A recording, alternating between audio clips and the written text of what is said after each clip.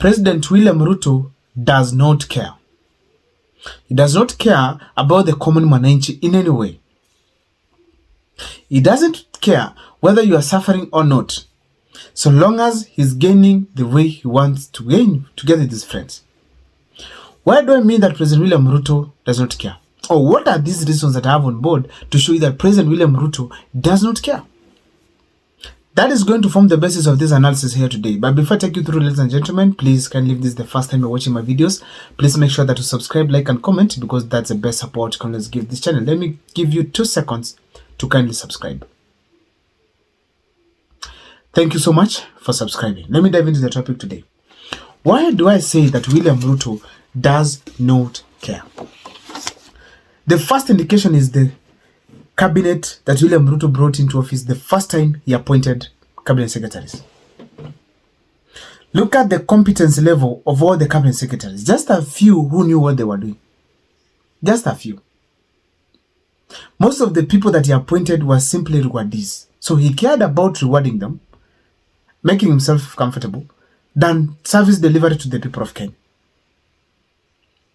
People even who are doubted to have finished school. People who had questionable integrity issues. People who are believed to be corrupt.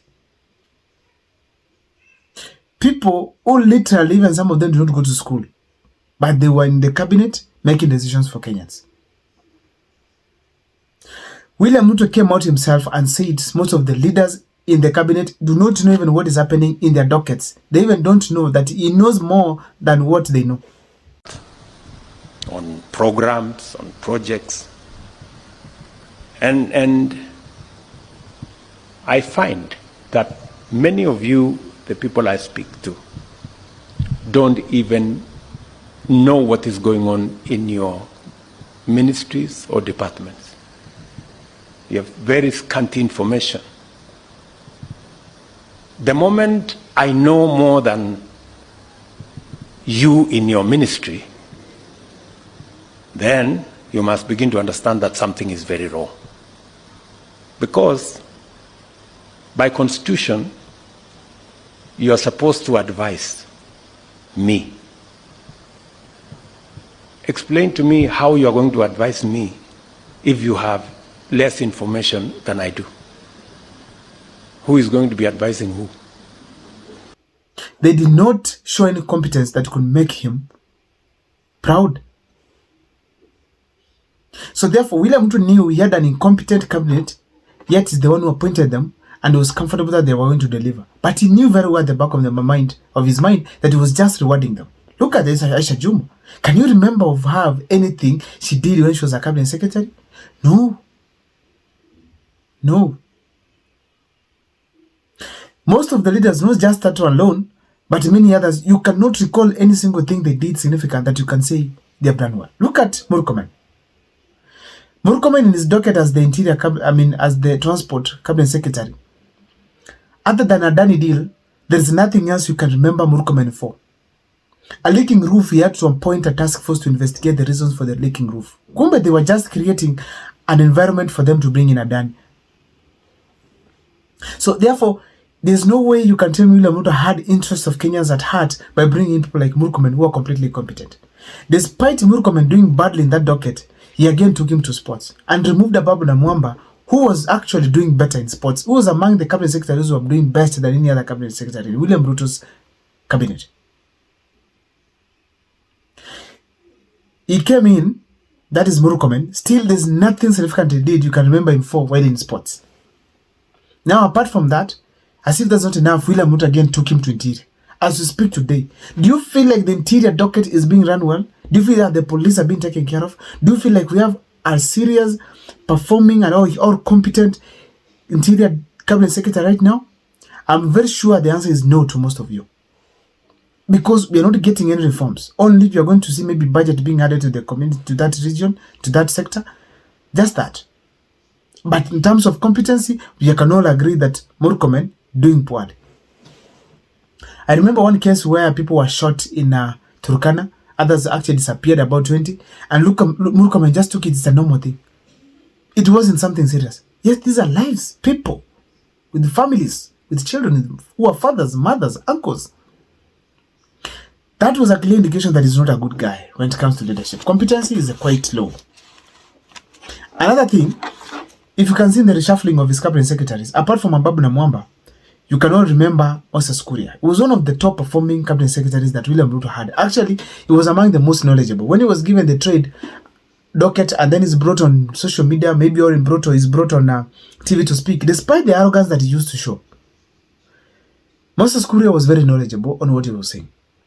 You could tell that because of his economic background, he could be a good cabinet secretary in William Ruto's docket.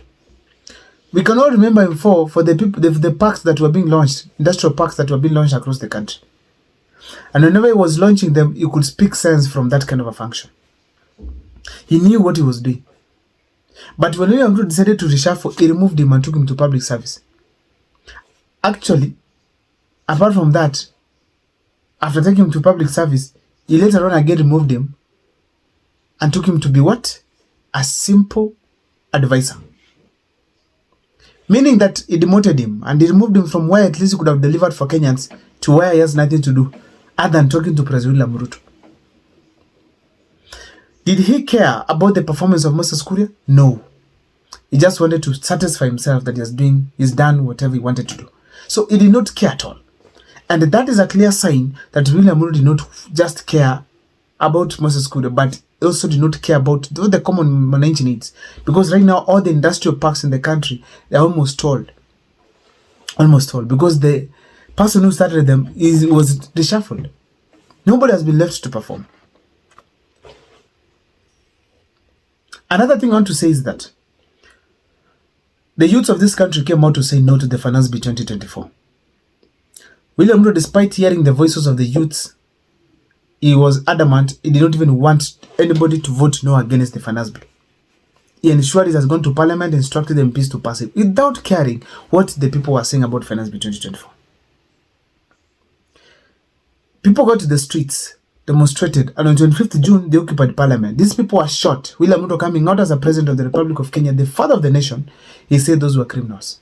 It is very painful for Kenya that a conversation this crucial was hijacked by dangerous people who have caused us the kind of loss we have incurred as a nation.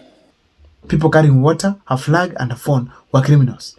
Asking William Ruto to listen to the ground, those were criminals according to President William Ruto. He did not care at all whether these people were parents, whether people who were killed were kids of some parent who is crying now somewhere. He did not care about it. He just called them criminals. A painful statement to be made from a president. Calling young men and women criminals for fighting for what is rightfully theirs. Another thing I want to talk about here is Finance Bill 2023. Teachers, doctors, and many other employees raised concerns about the housing levy in the Finance Bill 2023. But William Ruto did not care at all what these people were saying. Statistically, 95% of Kenyans said no to that bill. William Ruto ignorantly ensured the bill has been passed in Parliament, and he has assented it. Despite of all that, the money was stolen. As we speak today, people are not getting the returns of their taxes that were increased. Ladies and gentlemen, that was a sign of carelessness. He did not mind what the people of Kenya were experiencing. He did not care the needs of the Kenyans. He only wanted to see that he has done what makes him safe as a leader to get money to the government, which is now being embezzled right, left, and center. I don't know what's your take about President William Ruto, but please let me know in the comment section what you think.